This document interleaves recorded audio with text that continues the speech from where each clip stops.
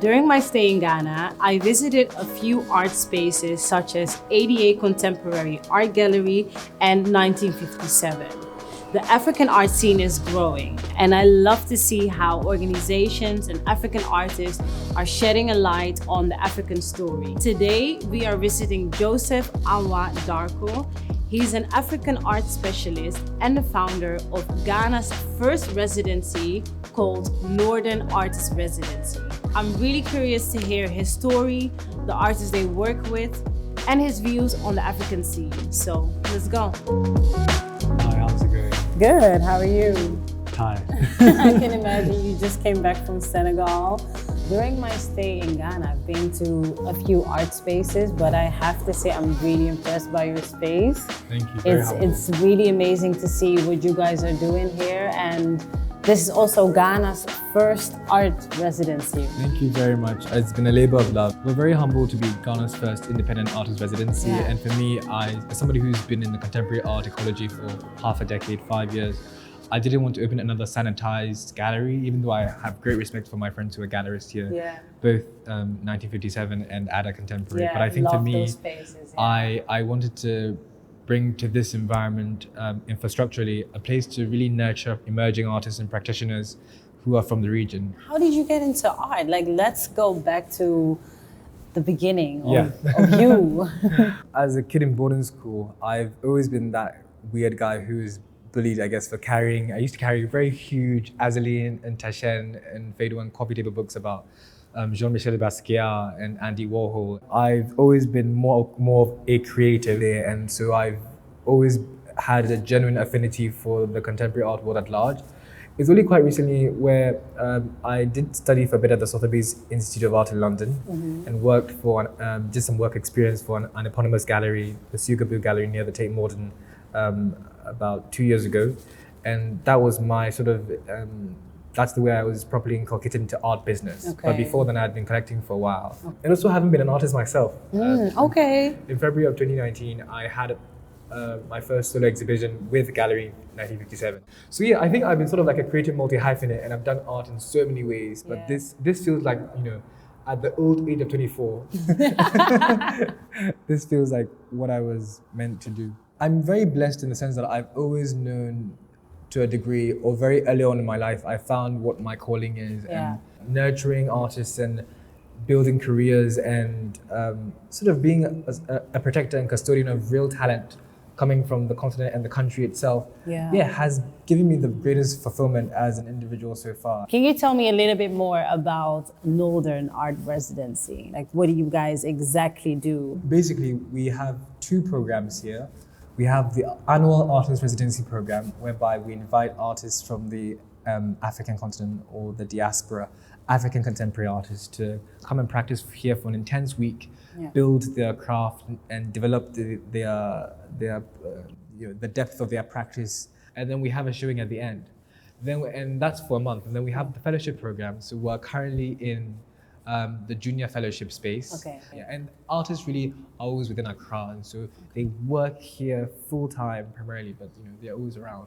I love the space that we're in now, but we actually walked around the space, and it's just like so many nice spaces in I was here. saying, it feels like, with a double volume, it feels like pre-gentrified New York. Definitely. Like, how were you able to set this up? And I'm really impressed again by your age. I was in London in lockdown when COVID broke out in March. Properly. Yeah. And I think I came back on a very dramatic repatriation flight from London to Ghana, and I realized that the negative externalities of the pandemic had really exacerbated situations for the artists here, as well as sort of like in the West. And I thought to myself, I couldn't be involved merely as a collector anymore, but I had to do much more.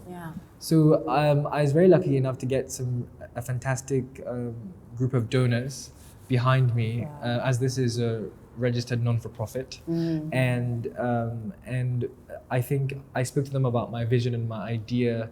Private donors, and I think I knew this space existed.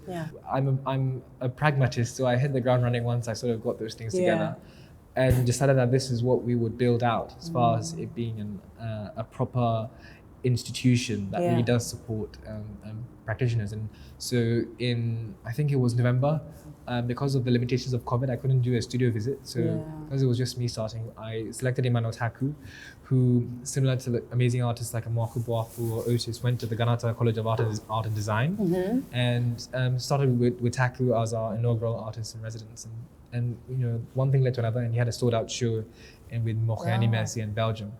Are you also noticing that there's more interest in African art? And but I think that what's happening is that African contemporary art is coming to the forefront, is being recognized as part of the global contemporary slipstream, as opposed to being sidetracked as something that's niche or othered. Exactly. And how can we make sure that we maintain that? Because I've noticed it myself. So I'm new to this art space and world, but I just love it. Like even being in this space and seeing all the works, it's really beautiful. And I used to feel like art was not accessible for me, but now it is. So how can we make sure that African art, stays, the people keep on being interested in the works of African artists instead of just being like a boom thing, I think it starts with it being a homegrown thing and really believing in our own.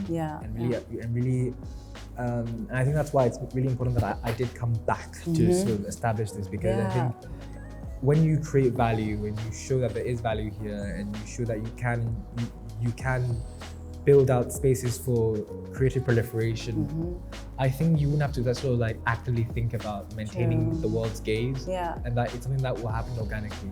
And so I think the onus is on us to just focus on doing what we can at the best level and making sure that we are responsible in pushing and supporting the right artists. Beautiful. And I believe that will definitely happen. I mean, for me, I believe that it's just start, and you did it. You saw, like, you were in the UK during the pandemic, you were like, I'm going to do this. 7 months already. 7 months. It's almost your 1 year anniversary. So I am really excited to see your growth. Thank you so much for allowing me to be in this space. Thank you for coming. I appreciate it. And I'll definitely be following everything, and I'm looking forward to see your growth. Thank you so much.